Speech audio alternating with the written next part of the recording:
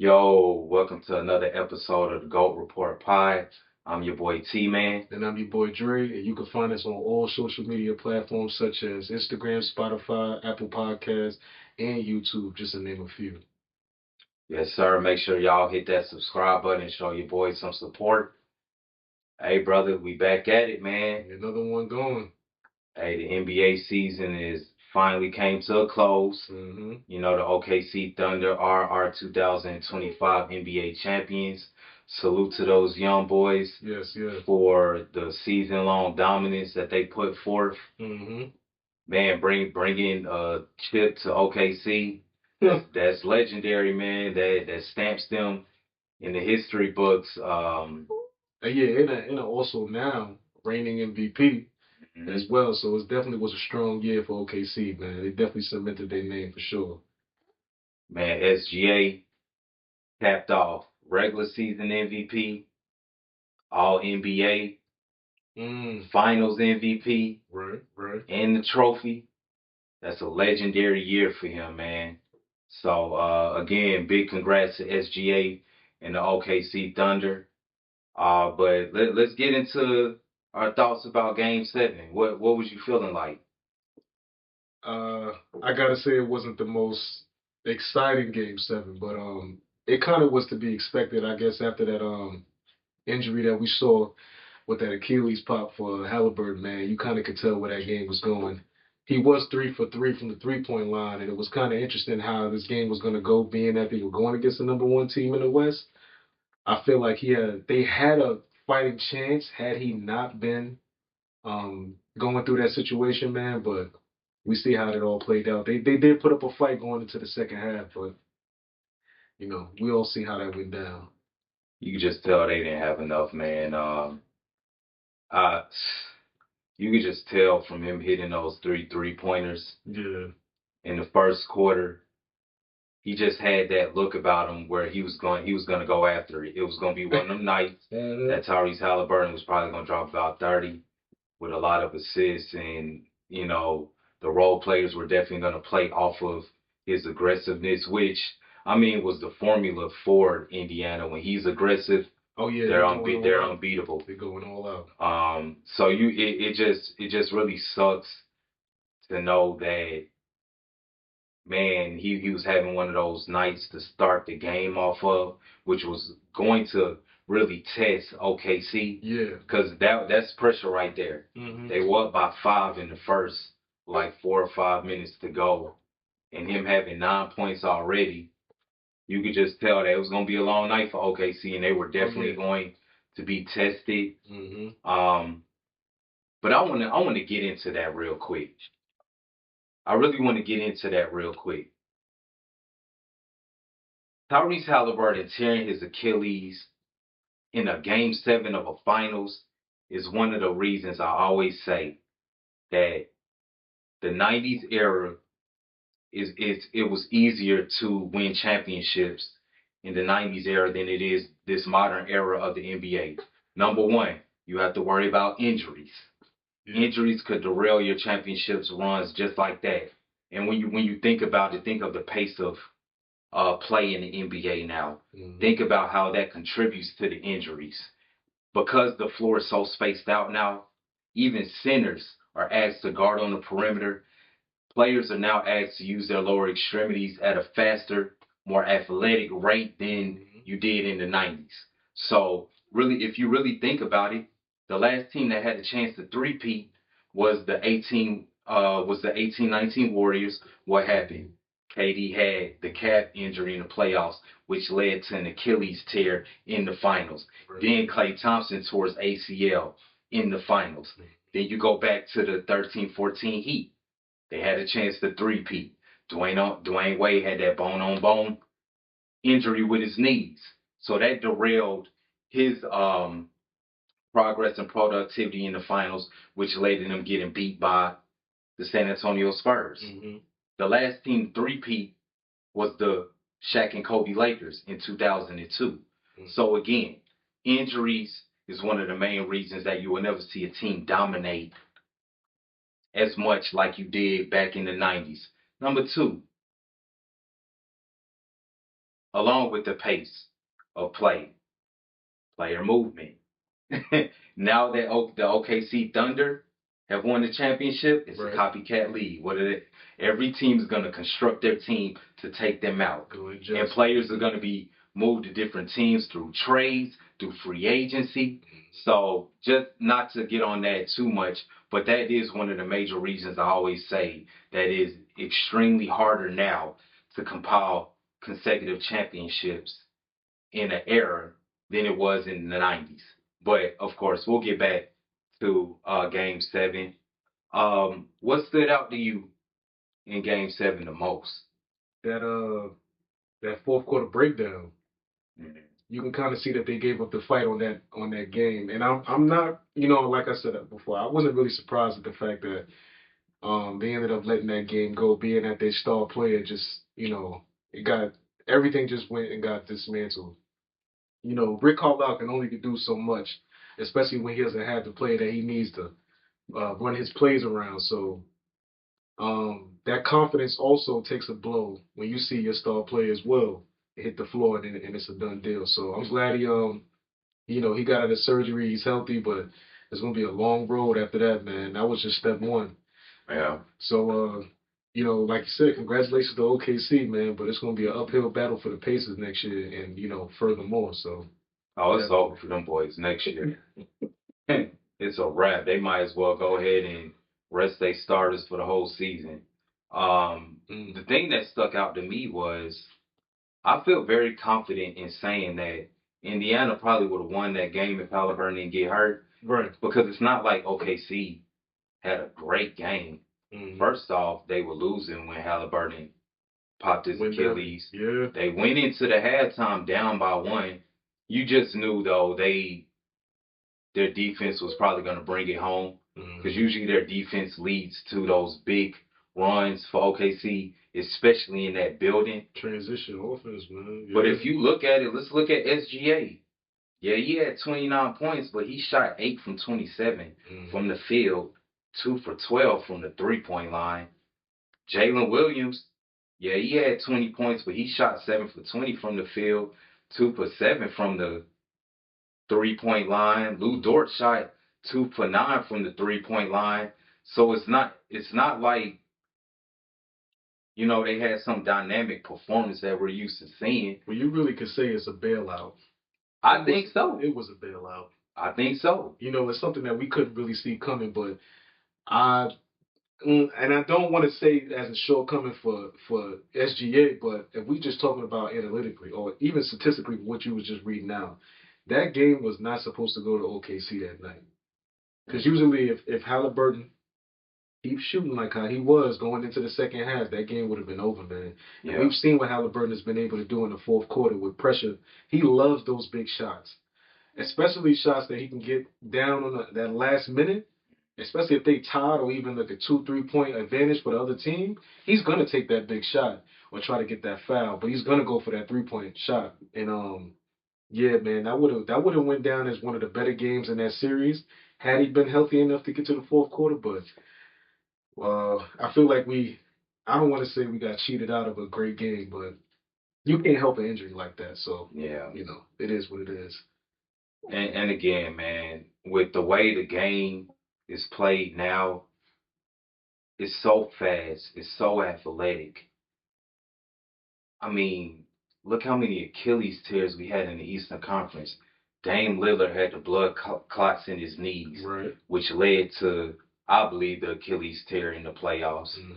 Then you had Jason Tatum, who was one of the most well-conditioned NBA players we have in today's game. I mean, his name is synonymous with him working out after every game, him in the weight room after every game. Right. He tore his Achilles in the second round, and then we have Tyrese Halliburton tearing his Achilles in the finals in the most important game.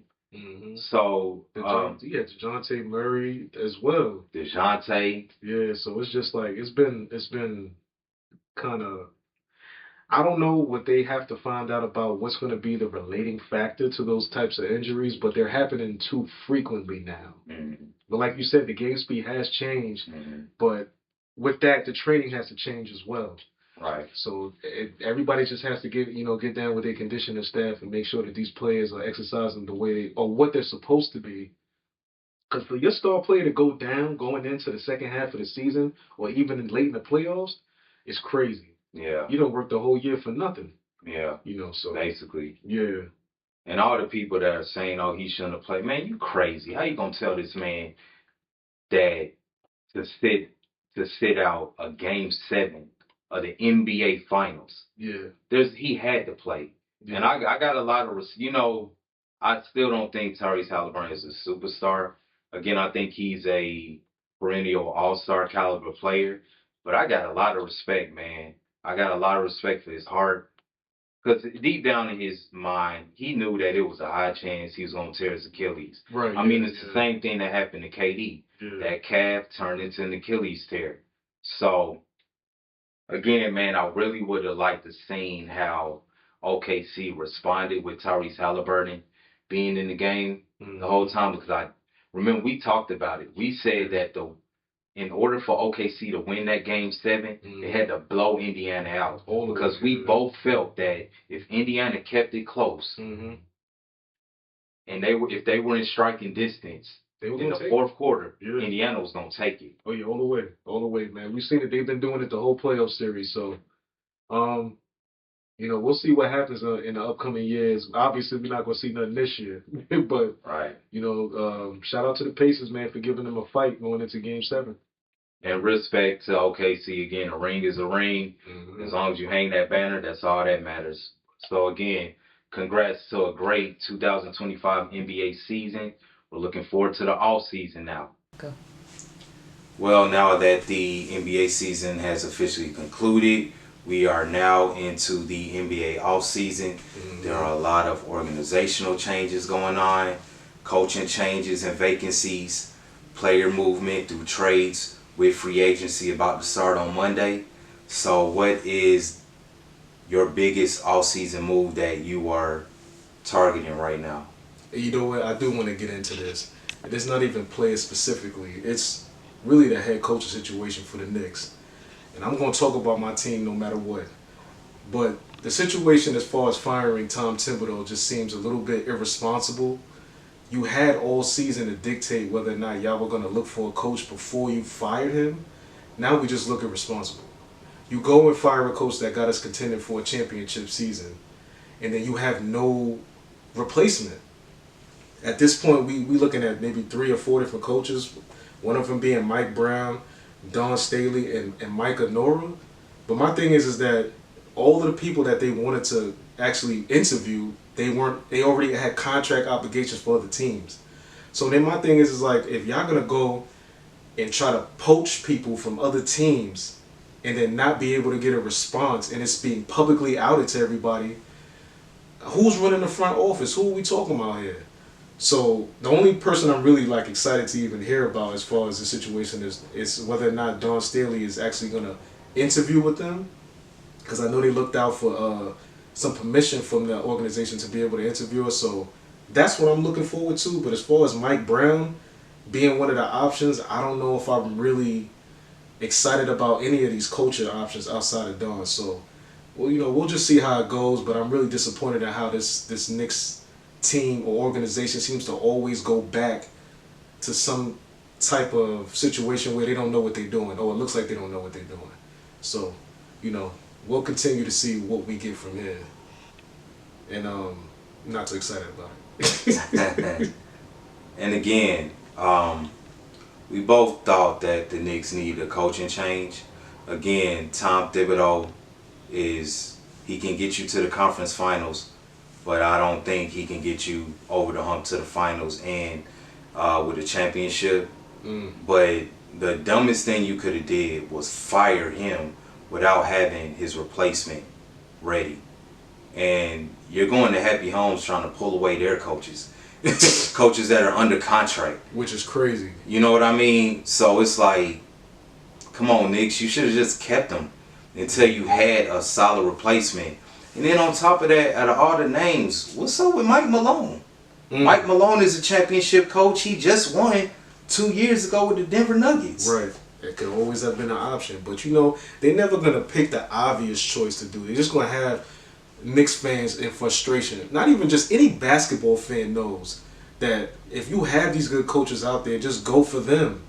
Right. You know what I'm saying? And then you just causing conflict in business when you want to try to poach. So, I don't know, man. Like you said, Mike Malone could have been a good option, man.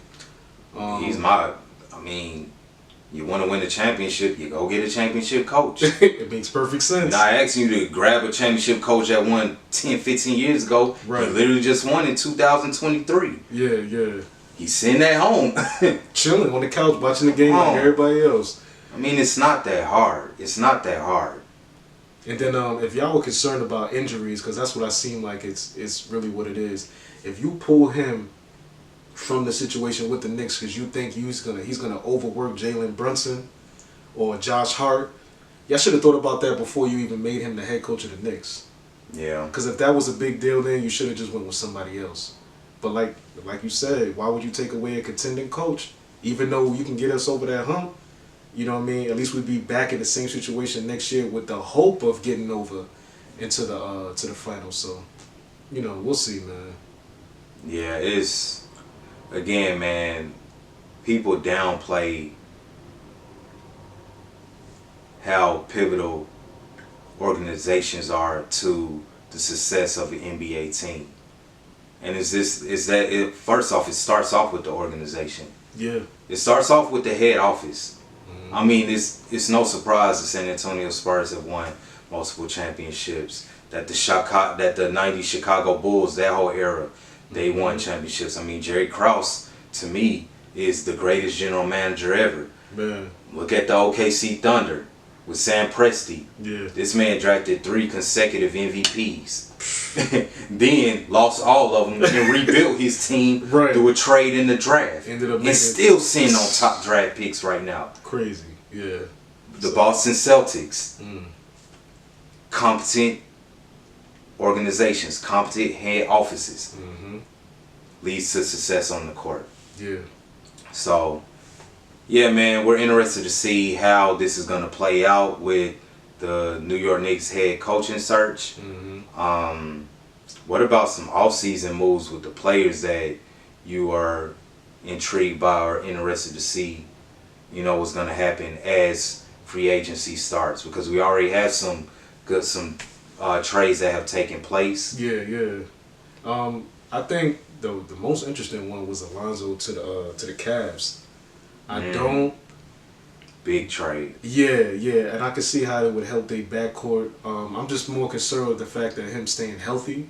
Yeah. Because that is a very fast-paced team, and he just came off a serious injury for the last couple of years, man. Cartilage surgery. Yeah, and that's a big thing too, because it's like when you get those type of injuries, they're more likely to happen again, especially if you don't, you know, have a special type of treatment, especially when you're working out. So it's just like, are the Cavs really gonna take a chance and make sure that they can get over that playoff hump that they ran into this year? Because what they got booted the second round, first round this year? Second round. And they the number one team in the East. Yeah. So it's like you go and get an injury-prone player to help your star player in Donovan Mitchell. It also still seems very concerning as to the decision that they made. So hopefully they see something I don't see, maybe. But as far as keeping Lonzo Ball healthy, that should be one of their priorities. To piggyback off of that, that is the only question we have about Lonzo Ball, is his injury history. Of course, him and his brother, dynamic NBA players in my opinion, but injuries have derailed their availability thus far in their NBA careers. I'm going to say this, if Lonzo Ball can stay healthy, he is one of the key players that I believe will get them over the hump into the finals next year, especially with the landscape of the Eastern Conference. I mean, it's gonna be a weak conference this year. Yeah, it's gonna be real light, man. Due to injuries, I mean. Yeah, you got Boston out of the way, you got the Pacers out of the way. The only ones you really got to worry about is Milwaukee out of the way. You got Milwaukee out of the way too. So what is it? The Knicks, the Raptors. I'll say Orlando with Desmond Bain. You could say Orlando. That was a big trade. Yeah. Them getting Desmond Bain. It's really gonna be a 3-team. It's a clean, yeah. It's like Knicks, Cavs, Orlando. That's really it, man. So you got it, yeah. And honestly, again, Lonzo Ball, what he brings to a team is pivotal and is very. Teams seek after players like him. For sure. He's a playmaker. Mm-hmm. He can play within the system.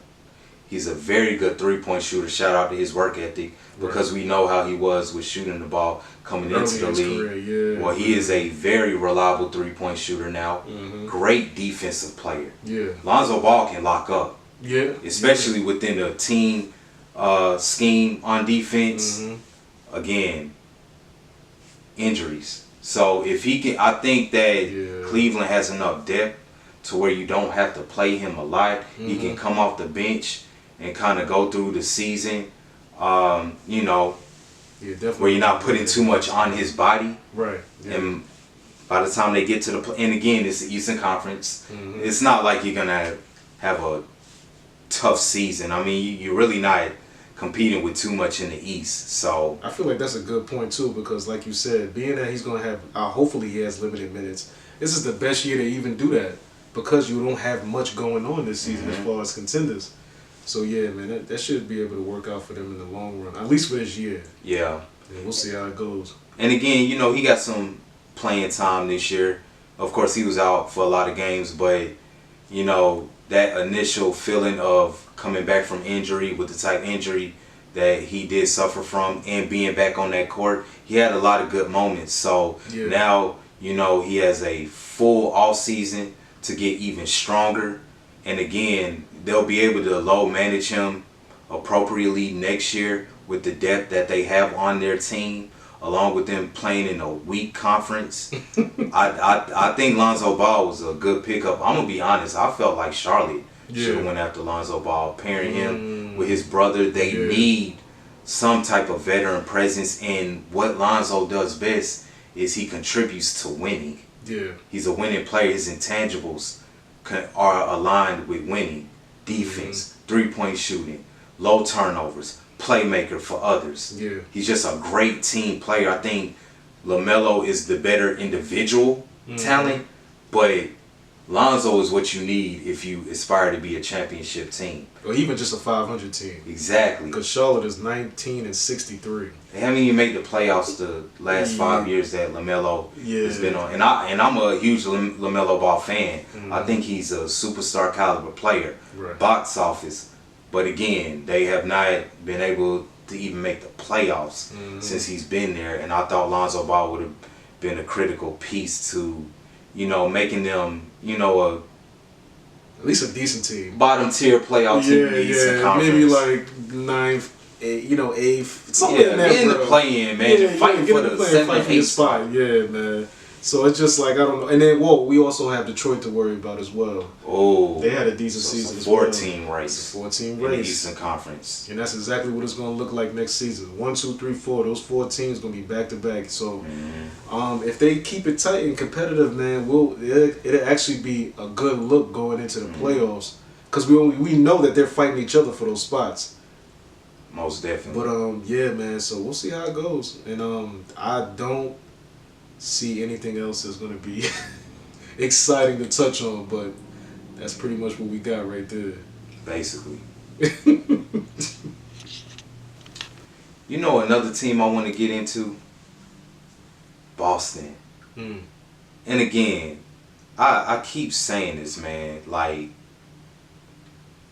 player movement and injuries are always going to be the reason now that you probably won't see a repeat champion, but you definitely not going to see a three-peat. I mean, really look at the last time the team repeated. It was the Warriors? 17-18 Warriors. Yeah. After that, up until now, we haven't had a repeat champion. Right. Yeah. Parity. The parity that's in the league. Yeah. From player movement. You know what I mean? Player movement has contributed to parity. It's no longer just your top teams that's always in it, your Spurs, your Lakers, you know, your Celtics. Your dynasties. We just had a finals with 2 small market teams. that went 7 games. Yeah. And again, looking at Boston, man, what people have to realize, they almost had to dismantle their team because number one, Jason Tatum is going to be out for the whole next season. So they're not going to contend. And they were over that second apron. And for our viewers, the NBA is a salary cap league. If you're at that second apron, that's what's called a hard cap. If teams are at that hard cap, they pay a steep penalty. They lose draft picks. They lose their mid-level exception for salary players, and they also lose roster spots. So Drew Holiday was in the midst of a over $100 million deal. Yeah. Porzingis was in the midst over $100 million deal. Jaylen Brown and Jason Tatum were both making over 300, are in the midst of over $300 million deal. Mega contracts. And Derek White was in the midst of a over $100 million deal.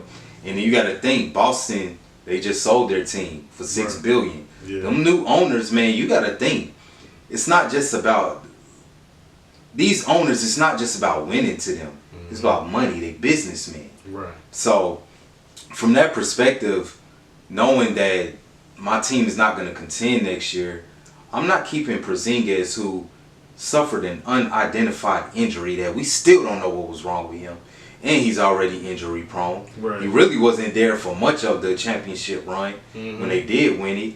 And Drew Holiday, salute to a 2-time champ, but he's 35. Veteran, yeah, you got to move around at this point, man. Yeah, and keeping them both on the squad while having to absorb that steep penalty from being past that second apron, they had to get rid of him. Yeah. So I do like that Boston, they traded Drew Holiday for Anthony Simons. I think that'll make them competitive this year. Yeah. And again, they can kind of retool after this year. The first sign that I see Jaylen Brown possibly getting hurt, hey brother, you sitting down. We need you for next year when Tatum comes back. For sure. You feel me? You might be able to accumulate some draft capital. I would keep Derek White, Jaylen Brown, and Jason Tatum. That's my core that you can build around. Again, they play in the Eastern Conference. So I'm looking forward to seeing how they retool. I don't think it'll be a full rebuild. Yeah. But you keep those 3 core players. And they let Al Horford walk too. Salute, champ. Your time's winding down, brother. But yeah, man, we heard the rumors that they were gonna cut salary after. I started hearing that after they won it. Yeah. It's been a while. They were definitely thinking about that. And like you said, man, that they're businessmen. And then, do you really want to take the hit for not having your star player in the arena? Exactly. Come on, man. Like, those tickets are probably not gonna sell us. I mean, they might, but let's look at it like this: Boston is a big market team, but they're not the Knicks. You're not going to sell a team that's not performing well and still show up to those games. Right. And they don't really have a lot of star power showing up to those games in Boston anyway. So it's just like, yeah, Tatum is out. Now, I am concerned at the fact that they're so ready to get rid of Jaylen Brown. I can maybe understand Derek White, but like, those two have been a duo for a lot of years since they've been on this team. I don't really understand that part as far as getting rid of. I don't know, he's been in the headlines a lot for a lot of other things outside of basketball that may contribute to some things as far as that trade is concerned as well. So, and who do you even get for them? You know what I'm saying? Porzingis going to the Hawks, okay, like you said, he was injury prone. For whatever he was injured, whatever that was about. But like you said, like, what do you do with getting somebody who you were willing to pay $300 million for? Yeah. Now, who do you bring to help Tatum out? Your star player. So, yeah. Cause see, the crazy thing, man, they need to, after they won that ring, everybody got paid from them previous owners, and the previous owners was like, "See ya, I don't even want to deal. I don't want to have to deal with this. So I'm gonna go ahead and get my $6 billion and let the next owner deal with that." But if you ask me, you keep Jaylen Brown.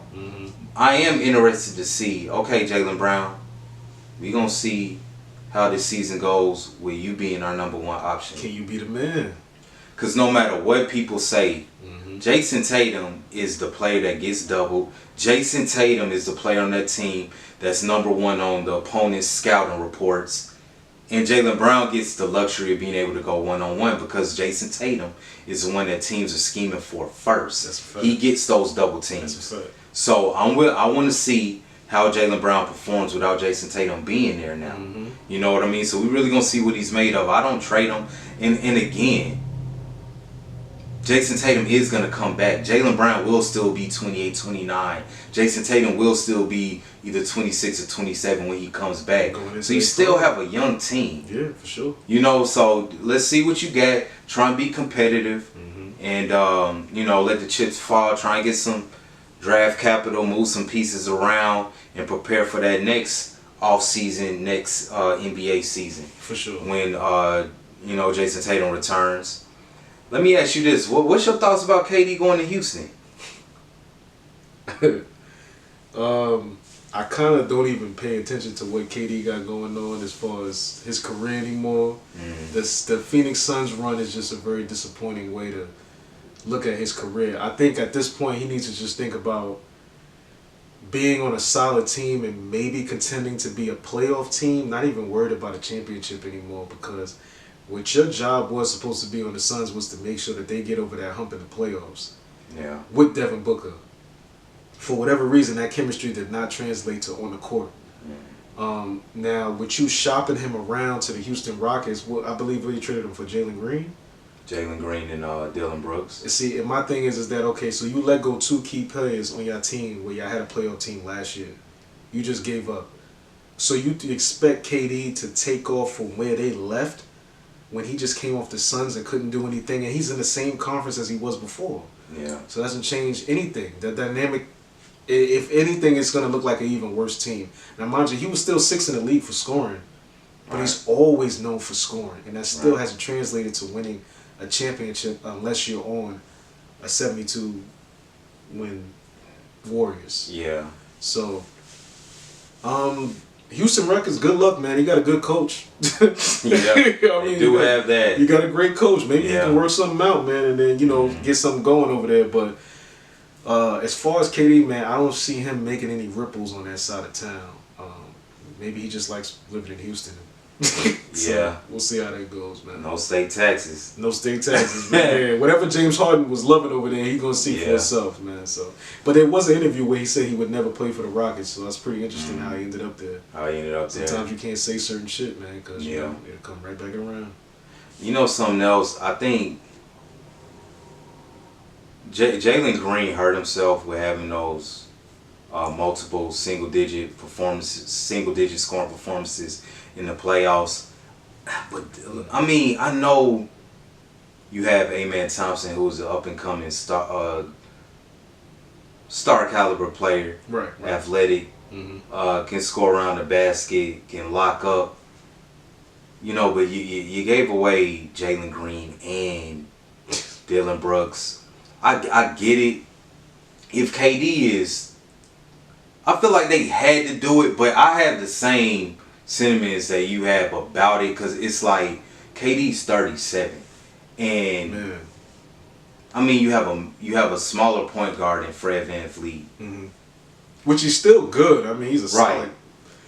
He's a solid guard. But you got to think about the injuries with KD as well. You really want to put the weight of a team, a whole team, on KD's back at this juncture of his career. Yeah, it's just not a good look at all. I mean, Jalen Green would have had to have learned from his experiences from this playoff run.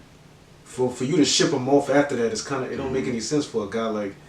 You have to remember how KD got his rings. It came off of players who already was in that mode. You can't. It's not a. You know, but I'm not trying to mess up the man's legacy. It is what it is. I'm just talking about from what we've seen watching basketball. So, I don't know, man. It just didn't look like a good trade. I mean, you're asking him at this point in his career to be the player that takes you over the... I mean, let alone, they didn't even make it past the first round, but to take you to championship contention.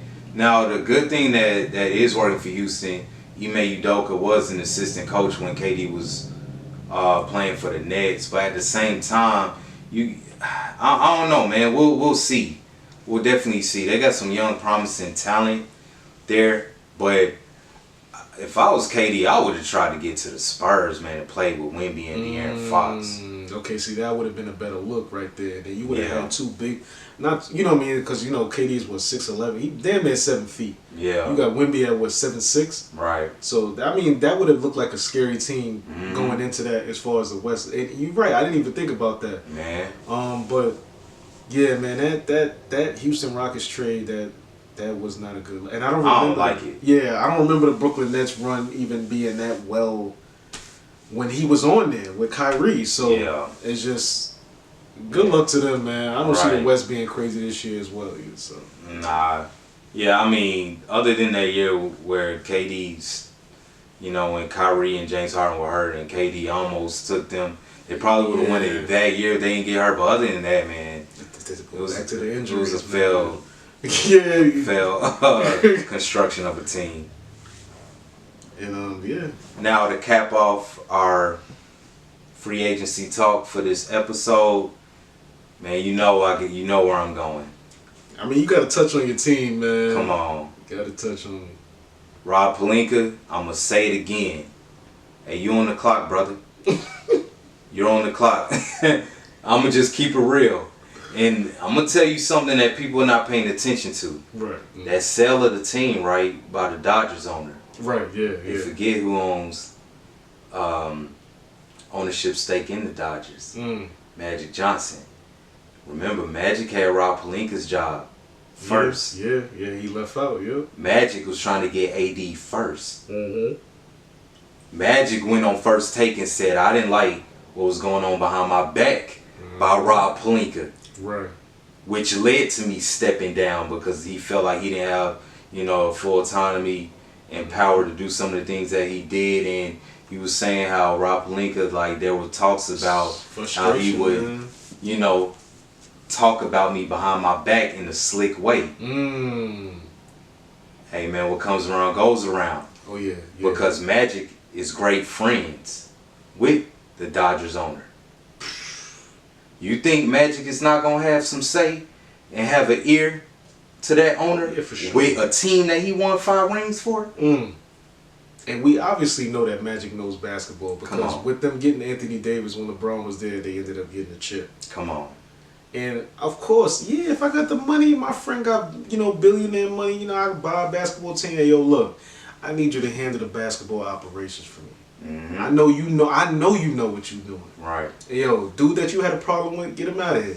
You know what I mean? And it's, you know what I mean, it's a done deal. We can go back to championship reigning Lakers. Yeah. So hopefully he take him back to where he need to go with that deal, man. So, which is very surprising. I mean, because my main thing, what has Rob Pelinka done? Yeah, you got AD, but Magic already was trying to get AD. He was already trying to get AD. Okay, you went and got Luka. Nico Harrison wanted to give away Luka. Well, Dallas did, because I'm tired of people putting that on Nico Harrison. Yeah. I know that man did not want to have his face attached to a franchise trained away their second most beloved star during his prime. I feel like the owners didn't want to pay him that big extension that he was going to be eligible for either this summer or next summer. It was new ownership. Remember, Mark Cuban was not the majority owner anymore. They were coming in, they wanted to save some dollars. For sure. But of course, Nico is the GM, so hey, let's put it on you. But somebody got to take the fall. Somebody got to take the fall. But again, so you just reap the benefits of a franchise that was trying to get rid of their superstar. Right. You really didn't do anything. It was already in motion. I remember when Magic, his first year as president of basketball operations for the Lakers, I remember, man, he was moving players, getting draft picks. Like, you could just tell, oh, Magic's working. He understands, you know, how to put your team in position to acquire talent through trades, through the draft, through free agency. You could just see. Facts. What has Rob Pelinka done? Every time there's a big trade that needs to be made, or, you know, during free agency, the Lakers never have enough money to go out and get a big free agent. They never accumulate enough draft picks to go after Kessler Walker in Utah, because you know Danny Ainge, if he gonna give away Kessler Walker, their center, which I think would be a great addition, for sure, as a big man for the Lakers. We don't have the draft picks to get him. You know, you got an Andrew Wiggins sitting in Miami.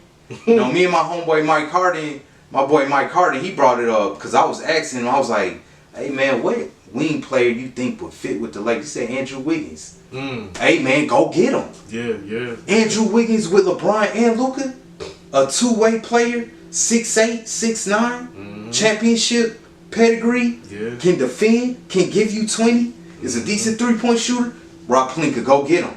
Yeah. So look, man, Rob Pelinka on the clock. Like, I'm tired. Look, man, you got LeBron and Luka. You need to maximize for sure both of them, because you let LeBron walk, okay, then with Luka, you still gonna take a step back. You in the Western Conference. LeBron leaves. It's still gonna take you about 3 to 4 years to get back to championship contention. Just building around Luka without LeBron. Right. Look, man, you got Austin Reeves and Rui, and you got, I think, over $60 million in expiring contracts. Make it happen, brother. Make it happen. Yeah, it's some money that could be moved around on that. Come on. Yeah. Teams love expiring contracts when they trying to rebuild, trying to get people off the books. And you got to do this now. You got to think about the duration of LeBron's, the rest of his career. Now, are you willing to think about how fast you're going to do this before he retires? Or are you willing to just wait until he decides to leave or goes traded somewhere and finish off? You know what I'm saying? And get the rest of the remainder of the money that he would have got paid. So they got a lot to think about, but I guess you don't have to think about it too much because, you know, they already sold the team. So right. So they'll get Magic back in there somewhere and make some logical decisions as far as that team is concerned. So they go to Lakers for you right there. Yeah. The most nervous man on the planet right now is Rob Pelinka. So, hey man, get it done. Get it done. While you have, in my opinion, the greatest player, along with Luka. Yeah. So, hey man, that wraps up our episode. We gave y'all a lot of content, you know, with the finals and the offseason moves. With that being said, hey brother, we coming back next week with another show for y'all and some great content. But until then, again, hit that subscribe button. But until then, and all the social media that I said, it's a long list, but hey, look, we got, even if you're in a boring car ride on the road trip, go to Apple, go to Spotify, and support your boys. But until then, hey, we out.